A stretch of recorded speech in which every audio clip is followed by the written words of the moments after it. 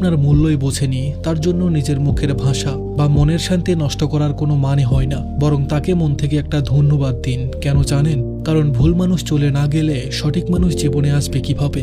একটা চেয়ারে যদি আগে থেকেই কেউ বসে থাকে, তবে নতুন কেউ সেখানে বসতে পারবে না। সে চলে গিয়ে আসলে আপনার জীবনের চেয়ারটা খালি করে দিয়েছে, যাতে সেখানে এমন কেউ বসতে পারে যে সত্যিই আপনাকে সম্মান করবে। সে আপনাকে ছেড়ে যায়নি, সে আপনাকে মুক্ত করে দিয়েছে।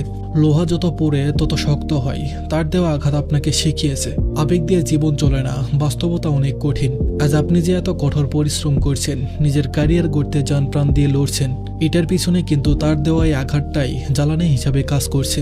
কাঁচের টুকরো হীরের দাম বোঝে না, সে চলে যাওয়ার পরই হয়তো আপনি আয়নার সামনে দাঁড়িয়ে নিজেকে বলছেন, আমি এর চেয়েও ভালো কিছু ডিজার্ভ করি। এই আত্ম উপলব্ধিটা তার চলে যাওয়া ছাড়া আসতো না। তাই ঘৃণা বা প্রতিশোধের বিষ নিজের মনে পুষে রাখবেন না, ক্ষমা করে দিন, তার জন্য নয়, নিজের শান্তির জন্য।